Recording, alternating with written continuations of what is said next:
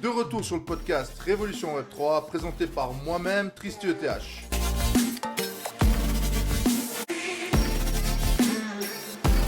Aujourd'hui, j'ai un invité spécial dans ce podcast pour les membres de mon groupe privé. Vous le connaissez tous, c'est The Swiss Kraken. Hello tout le monde, salut Tristan, merci de l'invitation, c'est cool. Tout d'abord, on va commencer par une petite présentation.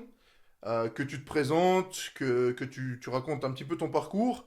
Et puis, comment on s'est rencontrés. Donc vas-y. Moi j'ai commencé la crypto en 2019 par le biais d'un scam. Donc pour ceux qui ont peut-être connu, ça s'appelait EXW. Et puis grosse promotion de rendement extraordinaire sur les cryptos. Et puis comme beaucoup, je me suis fait avoir par des belles promesses et au final ils sont partis avec la caisse. Mais suite à ça, j'ai désiré m'intéresser un petit peu plus à ce qui se passe derrière et dans le Web3. Ouais. Et puis, c'est comme ça que j'ai découvert tout l'univers de la finance décentralisée derrière, avec les fameux DeFi Summer qu'on a eu en 2020, le yield farming et tout ce qui s'ensuit. Ouais. J'ai vécu mon bull run, le précédent bull run de cette manière-là. J'ai malheureusement pas su vendre à temps, donc... Ça, c'est une des grosses erreurs que la plupart des personnes font pendant un marché haussier. C'est de penser que ça va toujours plus loin, plus loin, plus loin. Alors qu'en fait, il faut avoir des targets et il faut savoir se vendre et savoir prendre des profits étape par étape. Et c'est ce qu'on apprend dans le groupe privé. Payer, exact. Ouais. C'est le plus important. Donc voilà, suite à ça, après, on est rentré en bear market. J'ai cherché par plusieurs moyens à essayer de faire un petit peu de gains pendant cette période. J'ai été community manager 1 an chez YieldUp, Ouais. qui malheureusement maintenant a fermé ses portes. C'est une chance que j'ai eue dans mon parcours, c'est que j'ai réussi à éviter 3 faillites, on va dire. Ouais. Explique-moi un peu lesquels tu as évité et comment tu as su éviter ces faillites. Enfin, qu'est-ce qui t'a fait les éviter? Quel était l'événement déclencheur qui t'a fait comprendre que en fait, ça allait partir en faillite ou bien c'était de la chance au moment où t'es sorti du projet? Le premier, c'était Celsius. Je sais pas si tu avais Ouais. entendu parler de ça. J'avais des fonds sur Celsius, mais je suis Voilà. aussi parti avant la faillite tout simplement parce que Celsius, par c'est tout chance. bête. J'avais des fonds dessus et puis le rendement était vraiment intéressant. Et quand je me suis vraiment renseigné par rapport à Bitcoin, donc aucun rendement était possible dessus à part des prêts, etc. Je me suis un peu protégé de ça en me disant qu'il y avait quand même des choses un petit peu louches derrière, surtout que le discours était assez sympa du CEO de l'entreprise. Et du coup, je suis parti. Je suis parti en cold wallet et puis peu de temps après, voilà. Ouais, j'ai un peu la même histoire que toi. J'avais plus de 20 000 euros en Polkadot. Il y avait un très bon rendement sur Oui, Polkadot à l'époque c'est là-dessus. vrai. Et puis j'ai discuté avec quelqu'un, je sais plus avec qui j'ai parlé de ça. Il m'a dit, faut toujours split ton wallet. Et puis au final, je sais plus, j'ai retiré mon argent et puis voilà, c'était quelques... Il devait me rester 100 euros dessus. Quelques mois plus tard, Ouais. la même chose, ça a fermé ses portes. Donc voilà. Après, deuxième du nom, FTX. Je pense que ça, tout le monde en a entendu parler, hein. Ça par contre, j'ai jamais été dessus, jamais été un grand fan de cette plateforme. Mais voilà, ouais, FTX, ouais. Là, on avait du 8% à peu près sur tout ce qu'on mettait dessus. Ouais. Donc c'était vraiment sympa. Et là, c'est plus un coup de chance. En ayant découvert après YieldUp, justement, j'ai splitté mon wallet dans un premier temps. Ouais. Et après, quand j'ai pu travailler chez eux, enfin travailler c'est un grand mot, mais être support de leur communauté en étant manager là, j'ai tout migré chez YieldUp. Et puis peu de temps après, FTX a chuté. Ouais. Donc ça, on connaît l'histoire. Et puis après, par contre, YieldUp, c'est un peu différent. Vu que j'y étais là-bas pendant 1 an, Ouais. j'ai vu un peu les coulisses, j'ai vu la manière dont les gens étaient traités derrière. Nous, on était un peu épargnés parce qu'on était en remote, mais les gens qui travaillaient vraiment dans le bureau, en physique et tout, c'était un petit peu délicat comme situation. Et du coup, 2 personnes que je connaissais là-bas qui avaient des postes assez élevés se sont fait licencier de manière pas très cool. Et puis voilà, moi j'ai l'éthique que j'ai en fait par rapport à ça. J'avais aucun problème, je recevais de l'argent de leur part, donc j'aurais pu rester et fermer les yeux, mais j'ai pas pu le faire, donc je suis parti. Et puis ben aussi eux ont fait faillite. Ils avaient dit qu'ils n'avaient pas de lien avec FTX, mais au final il y en avait. Beaucoup de sociétés avaient beaucoup d'argent placé dans FTX. Ça, il faut le savoir. Donc, euh, donc voilà. Plein de personnes, plein de sociétés ont essayé de cacher les choses. Même des sociétés en Suisse, je crois, des banques, Ouais, avaient des fonds placés dans FTX ouais, bien sûr. derrière. Donc voilà, c'est vrai qu'après, t'étais plus à l'intérieur qu'un simple client. Et de ce fait, t'as pu anticiper ta sortie, en fait. En gros, c'est ça un peu la Ouais. chose. Et aussi une chose que je demandais souvent en interne et puis qu'on ne me répondait jamais, c'est s'il y avait une ségrégation des fonds en fait. Chose qu'il n'y a pas chez tous les exchanges en fait. Et Très important, du coup très on très m'a jamais important. répondu. Ouais. Donc je suis parti de chez eux un peu au bon moment aussi de nouveau on va dire. Ouais. Les fonds ségrégés, cite-moi deux, trois plateformes qui ont des fonds ségrégés. Je sais que c'est dans tes cordes et que tu connais, que tu as fait des recherches là-dessus. Les trois qui me viennent dans un premier temps c'est Kraken, Ouais, Coinbase et ouais, Swissborg. ouais. Binance, j'ai pas la réponse. Merci pour ta présentation niveau crypto et ce que tu as évité comme arnaque. Maintenant, les membres de ma communauté te connaissent, donc tu es le support dans Bull Squad, dans The Bulls. Présente-toi un peu plus qui tu es, quel âge as-tu, enfin les informations que tu as envie de donner. Mhm. Et puis pour les personnes qui sont pas de ma communauté et qui te connaissent pas du tout en fait. Mon pseudo bah, c'est The Swiss Kraken, qui date un peu d'une période jeux vidéo et que j'ai gardé en crypto parce que ça s'accorde plutôt bien, je dois dire. Mais du coup, bah, je m'appelle Christopher. Après, Chris, c'est plus simple. J'ai 36 ans et puis ben, j'habite en Suisse, étant donné que nous, on s'est rencontrés en Suisse, donc voilà. Et puis sinon, rien à dire de particulier dans la vie. Je suis peintre en carrosserie. C'est deux domaines qui sont pas tellement raccords avec la crypto-monnaie, mais Ouais, c'est devenu ma passion et voilà ouais. quoi. Je veux aussi faire un petit message parce que plein de personnes vont se demander pourquoi je l'ai pris comme, euh, comme support dans le groupe. Alors tout simplement un jour, il a décidé de passer à l'action et de rejoindre mon groupe privé. Moi, je commençais à avoir de plus en plus de membres, donc je commençais à être débordé. Et il me fallait en fait quelqu'un que je puisse avoir sans avoir besoin de le former. En plus de ça, je voulais quelqu'un que je connaissais dans la vraie vie, que je savais qu'il avait dû savoir, qu'il connaissait la blockchain, etc. Et en fait, tout s'est mis en place au moment où tu es rentré dans le groupe. Parce que je voulais absolument quelqu'un qui soit dans le groupe et pas prendre quelqu'un d'externe. Et puis, donc, je te connaissais IRL. On a déjà discuté ensemble, on a déjà parlé de crypto. Et puis, je savais que tu étais capable de répondre à énormément de questions. Donc, je t'ai choisi. Donc, explique-nous ce que tu fais un peu dans Bull Squad, comment tu aides les membres. Dis-moi en gros les principales choses que tu fais actuellement pour le groupe. Mais voilà, je t'ai choisi parce que j'avais pas besoin de te former, j'avais pas du tout besoin de t'apprendre. Tu étais dans la Ouais. crypto depuis 2019, comme on vient de discuter. Et puis, j'ai pu te faire confiance directement. Et puis voilà. Les membres t'apprécient bien, t'es bon conseiller et tu aides super bien. Donc voilà. Yes. Bah, comme tu dis, moi je suis rentré dans le groupe comme n'importe quel membre, quoi. À force de voir ben, les résultats qu'il y avait, j'ai franchi le pas. Et puis merci de la confiance d'ailleurs pour ce poste de support, c'est vraiment cool. Et puis c'est un poste qui me convient parfaitement parce que c'est vraiment le domaine que j'affectionne. Tout ce qui est après au niveau de la sécurité et puis de toute la partie technique qui se trouve derrière. Parce que mine de rien, quand on débute, c'est vraiment pas facile pour tout le monde. Mm. Donc voilà, et puis bah, moi, mon quotidien, c'est d'aider déjà les gens qui démarrent, pas à pas, que ce soit de créer leur compte sur un exchange, de télécharger leur premier wallet, faire les premières transactions sans se tromper, l'utilisation des différents bots qu'on utilise maintenant. Ouais. C'est le gros du boulot. Après, j'ai des gens bah, qui ont des fois des erreurs de transaction, qui font des envois sur les mauvaises blockchains ou mauvais wallets, enfin tout ce genre de choses-là. Ouais. On essaye dans 90% des cas de récupérer les fonds si on arrive. Heureusement, c'est souvent le cas, mais parfois on peut plus revenir en arrière. C'est d'ailleurs le fort de la blockchain, c'est que c'est immuable. Sinon, ouais, bah, tout type d'assistance, des choses que les gens ne comprennent pas, de l'accompagnement très personnalisé. Ouais. Ouais. Ce qu'il faut bien comprendre pour les gens qui ne sont pas membres, je lui ai délégué toute la partie cold wallet, toute la partie BOT, donc BullX, Plonk, NFD Trade. Et puis, bah, toutes sortes de questions. Vous pouvez passer directement, quand vous arrivez dans le groupe, vous avez soit accès à moi, ou soit accès à lui. Ça dépend de votre feeling, ça dépend de plein de choses que vous préférez.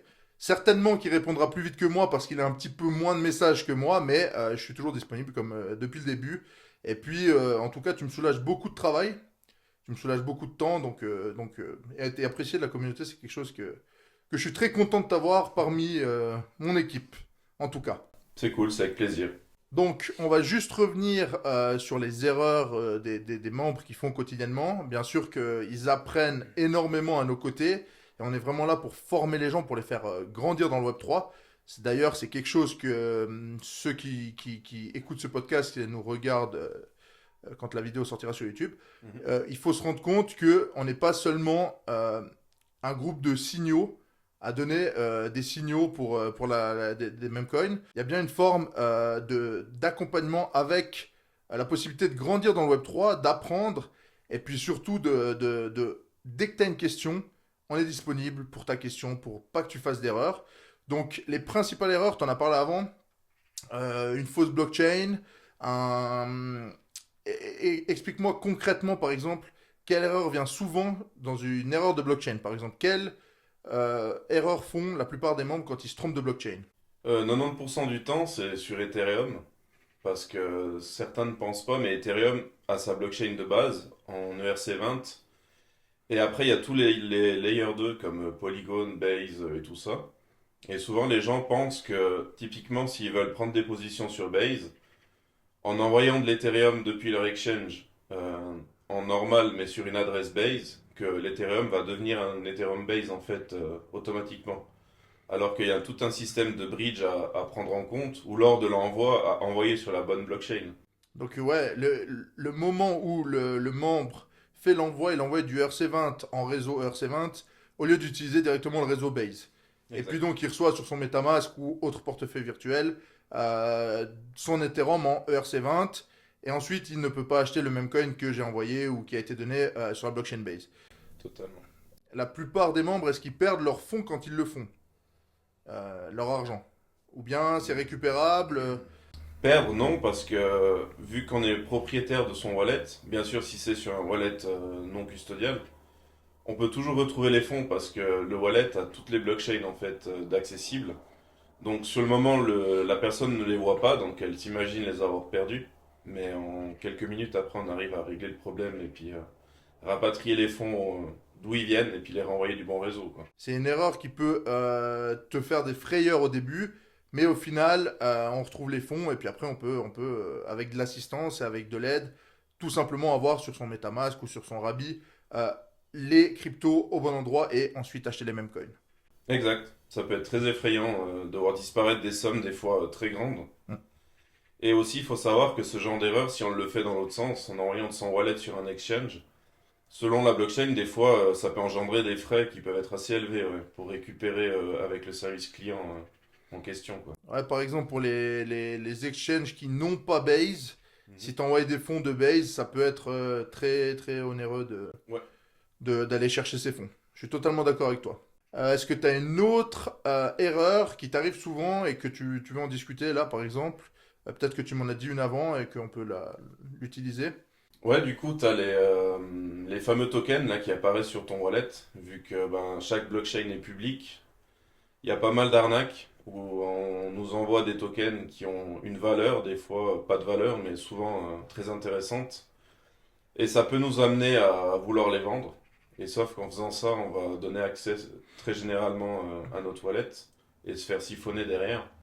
C'est clair que de plus en plus, quand on va avancer dans le bull run, les arnaqueurs, les scammers seront de plus en plus présents et vont essayer d'amadouer les personnes qui sont toutes seules. En fait, l'avantage aussi du groupe privé, c'est que tu as une assistance. Donc, tu as des personnes comme De Suisse Kraken et des personnes comme moi qui sont là vraiment pour aider. Mais si tu es tout seul et que tu vois, là, dernièrement, ces derniers jours, j'ai eu des gens qui m'ont envoyé des messages avec des tokens avec plus de 20 000 $. Mhm. Si tu as, un budget, je sais pas, de 1000, 2000 $, tu te dis, mais c'est énorme, il faut vite que je les prenne. Et puis en fait, au final, tu te fais voler tes 2000 $ et il n'y a pas de retour en arrière. C'est pas comme avec la banque. Sur la blockchain, c'est fatal. Une fois que ça a été signé, les arnaqueurs ont le droit à tout ce qu'il y a sur ton wallet. Tout. Donc il faut faire attention aux airdrops qu'on reçoit et surtout aux NFT aussi. Ouais. On peut te faire gagner, sur la NFT c'est écrit gagner 1 million de dollars, machin, etc. Mais la plupart du temps, enfin 100% du temps, c'est complètement des arnaques. Et puis c'est... Mais oui, comme tu dis, ces fameux NFT là, on gagne l'argent magique, ça n'existe pas non plus. Donc si on reçoit des fois des sommes considérables et qu'on n'a jamais interagi avec ce token-là ou ce NFT, à 99% c'est un scam, ouais. Et puis le cas échéant, faut que les gens viennent vers nous. C'est ce que je leur répète tout le temps, il n'y a pas de question bête, donc au moindre doute, on est là pour ça, quoi. On est là pour ça, ça nous fait perdre 1, 2, 3 minutes, mais vos fonds sont en sécurité et c'est ça qui est important aussi de souligner. Ces derniers temps, j'ai fait pas mal d'annonces sur les mêmes coins en Ethereum, donc en ERC20, et je crois que tu as eu énormément, énormément de questions. En tout cas, moi, mes messages privés sur Telegram des membres du groupe, c'était énormément de personnes que leurs problèmes, ils n'arrivaient pas à vendre. Donc, c'était pas des honeypots, c'était pas des rugs, rien du tout, mais c'était un manque de frais de gaz.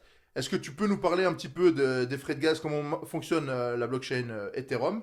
Mhm. Et quelle est la particularité? À quelle heure ça sera le plus favorable de faire un échange sur Ethereum?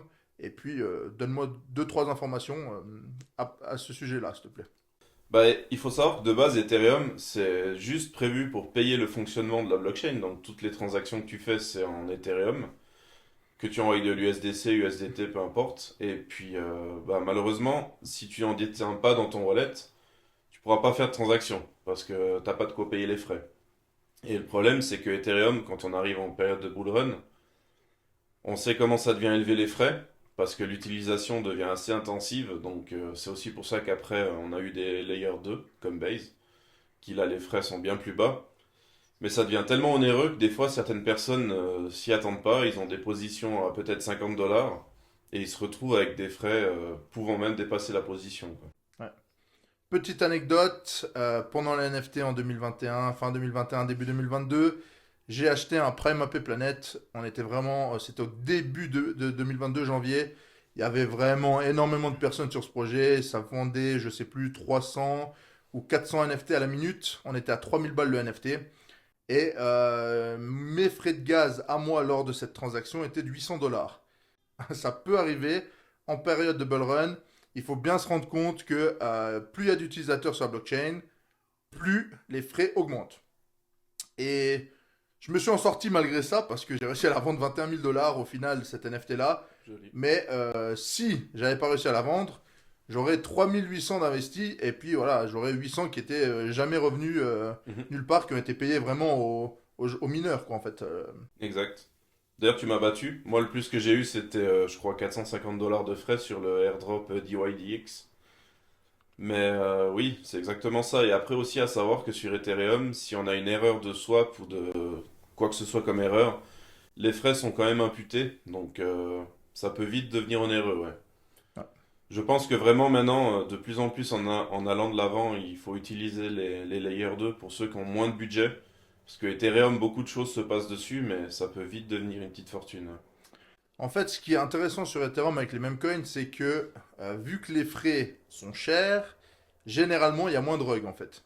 Oui, c'est vrai. Sur Solana, vu qu'il n'y a pas de frais, en fait, les gens, ils sont là, ils font du pump and dump, et puis ça peut quand même, tout simplement, ben, faire perdre de l'argent à pas mal de personnes. Mais sur Ethereum, vous arrivez directement à 40, actuellement 40, 50 $ pour une transaction.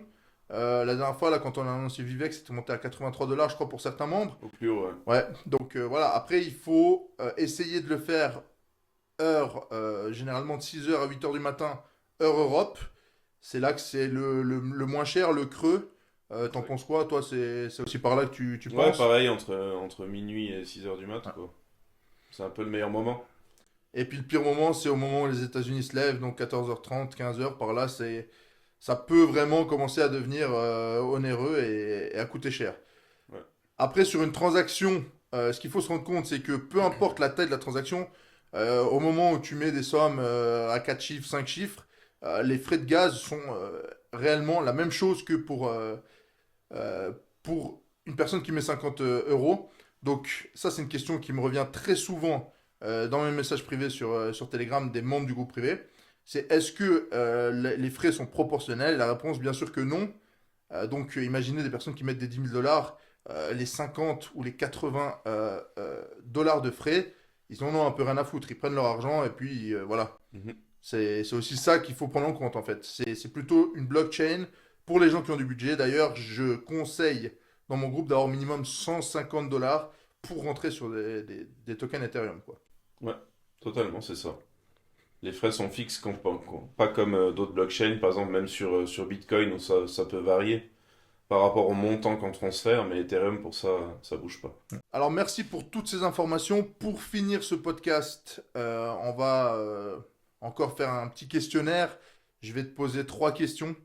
Mhm. Tout d'abord, quelle est ta crypto préférée et quelle est ta crypto que tu détestes le plus? Tu peux me donner des arguments pour les deux. Tu peux me dire pourquoi tu aimes le plus cette crypto et pourquoi tu aimes le moins cette crypto. Bah, ma préférée, c'est pas vraiment un mystère, hein, c'est le Bitcoin. Après, pourquoi c'est le Bitcoin? Parce que pour moi, c'est le projet crypto le plus pur qu'on peut avoir. On connaît pas son créateur. Il est immuable en soi. Il y en a que 21 millions, donc la rareté, je pense qu'on peut pas faire mieux. Et puis, bah, justement, du fait qu'on connaît pas son créateur, on peut difficilement interférer dans le projet, en fait. Il y a personne à mettre sous les verrous. Voilà. Il est un peu, comme ils disent en anglais, il est bulletproof, donc il est par balle. Ouais. Et puis ça, il l'a prouvé, et c'est pas pour rien qu'il est choisi par maintenant BlackRock et compagnie comme thématique d'investissement. Et il y a une question, un truc que j'ai vu sur Internet, que plein de personnes ne se doutent pas forcément, mais les exchanges commencent à être en manque de Bitcoin. Est-ce que tu penses que c'est vrai ou que c'est une info, une intox? Non, c'est totalement vrai. J'ai pas les chiffres en tête, mais on trouve la donnée on-chain et puis on voit que les stocks se vident à vitesse grand V. Spécialement depuis les ETF, parce que ça achète vraiment en masse. Mais de moins en moins, ce sera disponible sur les exchanges. Ouais. Après, il faudra l'acheter bientôt de pair à pair ou aux mineurs ou voilà. Ouais. Et en plus de ça, depuis l'élection de Donald Trump, de plus en plus de médias en parlent et de plus en plus de personnes s'intéressent à la crypto et surtout au Bitcoin, parce que c'est la référence dans le milieu du Web3 et de la crypto. Totalement. C'est l'or numérique de la crypto, quoi, tout simplement. Et maintenant, la crypto que tu détestes le plus. Je pense que c'est pas un mystère pour toi non plus, et puis je sais pas ton avis dessus, mais c'est le XRP. Alors, le XRP, je suis totalement d'accord avec toi, je suis pas du tout bullish là-dessus. Malgré que Donald Trump veut tenter de faire quelque chose avec ça, on verra bien à quoi ça va donner, mais pour l'instant, je suis pas du tout bullish et je change pas mon avis malgré que Trump en parle. Je sais pas toi si ça te fait changer d'avis ou pas que Donald Trump soit sur cette crypto. Il a parlé de ADA, Cardano et de XRP. Pas du tout alors, non. Parce que XRP, bah, quand on connaît les débuts du projet et tout, on est quand même sur quelque chose, un petit délit d'initié, on va dire, qui a été vendu à outrance pour démarrer tout simplement. Et puis, non, XRP, j'y crois pas du tout. J'aurais rien à dire sur ADA, qui fait pas beaucoup de vagues, on va dire, mais je sais que ça bosse très fort, tandis qu'XRP, ça délivre rien depuis bien longtemps, quoi. En passant, je suis pas non plus extrêmement fan de Cardano, mais on verra ce que Trump va nous préparer. Ça se peut qu'il fasse avancer en tout cas Cardano. Contrairement à, c'est vrai que XRP, j'aurais pas un retour, malgré que Trump soit président et veulent faire quelque chose avec. Je suis pas non plus bullish du tout dessus. Donc la première question, je l'ai posée. Maintenant, la deuxième question, quelle est ta blockchain préférée et pourquoi c'est ta blockchain préférée en fait? Bah écoute, j'aurais bien envie de te dire Bitcoin, parce que pour moi, ça reste le king, mais si je devrais être réaliste, je te dirais Solana, parce que c'est vraiment une blockchain qui bouge. Tous les projets actuellement se construisent là-dessus. On a même des exchanges, comme Swissborg par exemple, qui construisent sur Solana. C'est une blockchain de développeurs avec des frais très réduits et un très gros potentiel au niveau de la technique surtout. Même s'il y a Base que j'aime bien aussi, qui est vraiment sous-estimé actuellement. Mais je pense que Coinbase a moyen de faire bouger les choses assez rapidement aussi là-dessus, quoi. Si je devrais te répondre, moi, je choisirais la blockchain base. Tous les gens qui me suivent sur Instagram, sur Telegram le savent, ça fait des mois que j'en parle. Pour moi, Coinbase a le projet d'aller taper Binance. Et il n'y a pas 500 000 manières. Binance, qu'est-ce qu'ils ont fait de juste? Ils ont créé leur token et leur blockchain BNB. Et c'est là que ça a drivé énormément d'utilisateurs. Aujourd'hui, je pense que Coinbase va créer son token. Je ne sais pas forcément ce qu'ils attendent. Mais ils vont soit se focus à fond sur les mêmes Coinbase, ou soit aller créer leur token pour faire du volume et attirer de nouveaux utilisateurs. Je rajoute un petit truc sur la blockchain base pour se faire lister sur Coinbase, son même coin, il demande une utilité. Donc il faut avoir une utilité derrière le projet pour pouvoir se faire lister. Et ceux qui sont dans le groupe privé, pourquoi j'ai choisi ces 7 mêmes coins sur Base, c'est que les équipes derrière, elles vont travailler pour aller chercher une utilité et essayer de se faire lister. Les 3 premiers qui ont été créés ont déjà créé des utilités. Je ne dirai pas les noms ici, bien évidemment, parce que c'est quelque chose que je donne uniquement à mon groupe privé. Mais de plus en plus de même coins de ma liste sont en train de travailler pour avoir une utilité derrière le projet et donc se faire lister sur Coinbase et donc toucher plus de 100 millions d'utilisateurs. Mais Solana reste pour moi quand même une blockchain très intéressante, hein. Il y a 2100 tokens qui sont créés par jour sur PumpFun. Énormément sont des scams, mais il y a 2100 tokens en moyenne qui sont créés sur PumpFun par jour. Totalement. Mais c'est clair que ton avis est très juste parce que quand on voit les résultats de ta liste des 7 sur Base actuellement, je pense que tu as visé juste. Et puis c'est très honorable à Coinbase de préférer des projets qui ont une utilité que Binance où s'il faut aligner juste des billets en fait et puis on se fait lister dessus quoi. Binance, il faut mettre 1 million de dollars et le même coin peut se faire lister dessus. C'est-à-dire que si le propriétaire du projet a mis 10, 15, 20, 30 wallets au début et qu'à un moment il a facilement 1, 2 millions en stock car le projet a marché, il suffit de payer 1 million de dollars à Binance et ensuite bah, Exact. il y a des millions d'utilisateurs qui seront là à acheter ton projet et acheter de la hype. Comme l'ont fait Nero, comme l'ont fait Peanut récemment sur Solana et puis voilà. Bon, puis la troisième et dernière question que je vais te poser, c'est si aujourd'hui tu dois donner un seul conseil à une personne qui veut se lancer dans la crypto aujourd'hui, quel serait ce conseil? Pour moi c'est vite vu parce que pour avoir démarré de rien du tout en 2019 et avoir perdu je pense 3 ans pour être au niveau où je suis actuellement, ce serait tout simplement de te suivre et puis de rejoindre le groupe. Parce que la personne, elle sera accompagnée de A à Z. Elle peut nous écrire à l'heure qu'elle veut. Elle sera quasiment main dans la main dans le domaine du Web3. Donc c'est un gain de temps énorme. Elle sera prête très rapidement à faire des profits et découvrir ce monde, quoi. Alors, sans me jeter des fleurs, pour répondre à ce que tu viens de dire, sincèrement, j'ai créé ce que j'aurais voulu avoir quand je me suis lancé. Et pourquoi je l'ai créé aussi, c'est parce que l'accompagnement. En fait, dans la plupart des groupes, je sais pas si tu as été dans d'autres groupes avant, tu n'as pas besoin forcément de citer lesquels, Mhm. mais est-ce que tu as pu parler avec la personne qui avait le groupe, ou est-ce que le support était autant disponible que ce que tu es en fait? Alors j'en ai testé que un, sans citer de nom bien sûr. Et puis non, je parlais à personne de particulier, quoi, à part un ou deux modérateurs. Mais il n'y avait pas d'expérience vraiment en particulier de leur côté. Ils étaient plus là pour museler les gens si certains n'étaient pas contents. Et puis, mais totalement, parce que ce que tu dis, ton groupe, moi aussi j'aurais aimé l'avoir dès le début, je pense. Parce que quand on voit le prix d'entrée et puis ce que moi j'ai perdu en faisant des erreurs ou des scams, c'est, je pense, 10 fois la somme de ton groupe. Actuellement, le prix du groupe est à 797 euros. J'ai commencé à 397 euros. C'est vraiment un prix progressif par rapport au nombre de membres. Je l'ai toujours dit. Dès qu'on va arriver à 400 membres, le prix va augmenter.